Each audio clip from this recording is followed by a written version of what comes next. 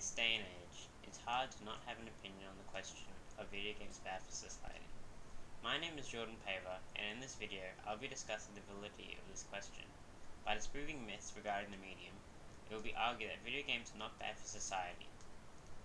Firstly, I will address the problems with social media models. The three problems addressed by Dr. Steve Harrington. One of the first models developed was the magic bullet model, developed during the 1920s by the Pain Fun studies in order to find the effect of movies on children. The findings from this study would eventually lead to the development of said model, and a long-standing effect which Glenn Sparks calls a widespread belief that the media was dangerous and media messages might upset the proper social order. Instances of people believing wholeheartedly in fictional radio messages gave credence to this model. This brings us to video games in society.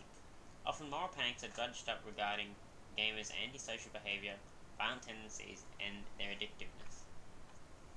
Often in popular culture, games are usually overlooked as being antisocial people sitting in dark rooms alone. The commentator Gary Cox is cited as saying, "Get a life, get a girlfriend, play some sports, and go for a beer with some mates."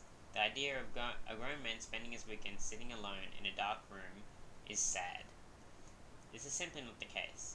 Gaming in the modern era has become far more social than it was in the beginning, during the 80s. Nowadays, there are games which are solely designed for social compatibility, such as those we see on Facebook like Farmville and other various games. The author Jane McGonigal writes about social connectivity in games, stating that more than 50 million people are playing online, and most of them are playing with their mums.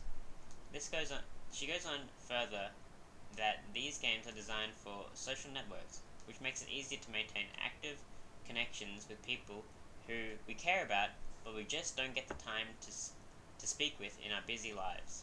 Furthermore, Dr. Steve Harrington said in his fourth lecture that 70% of all gamers across all ages are play with other people, regardless of being online or in physical proximity. Based on this, it is clear that gamers nowadays are not just, as Gary Cox puts it, grown men spending their weekends sitting in a dark room playing video games. Perhaps the most prevalent myth regarding video games and gamers is that they are all violent human beings. The myth prevails due to the amount of news stories that attribute violent acts of people to the video games they consume within mainstream media. The constant barrage of framing gamers into violent maniacs is made clear in the article published by The Australian and authored by the journalist Richard Gouliart. He bases his article regarding a recent uptick in violent acts by young offenders and the impact on games and their influences on the acts committed.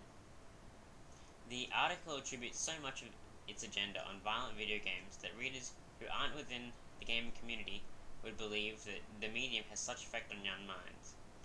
When given a just chance, it is clear that the video games do not cause children to be violent, and these stories are basing their claims on correlation, not causation logic.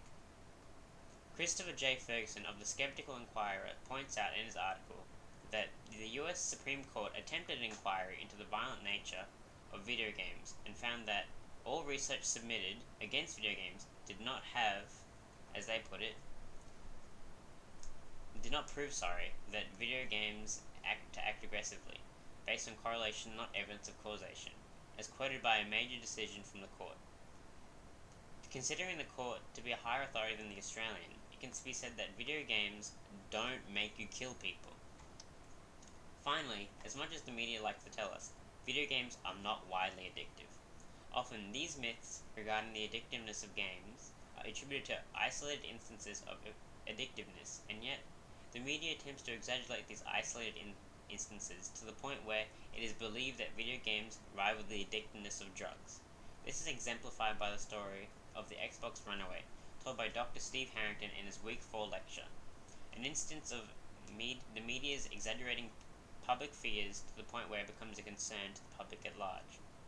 The story involved the death of a child following his father taking his Xbox away, implying that children who play video games act like addicts when their drug is taken away. In opposition to this, actual research tells us that only 3% of gamers surveyed play games for longer than 5 hours, contrary to what the media would like us to believe. What this tells us, in conclusion, is that stories of addicted gamers are obvious exaggerations. Therefore, in closing, it does not pose a threat to society, and arguments supporting this are often false or outright incorrect. As Dr. Steve Harrington pointed out in the ending of his Week 4 lecture, those who are most likely to believe these myths against gamers are those who are not educated on the topic.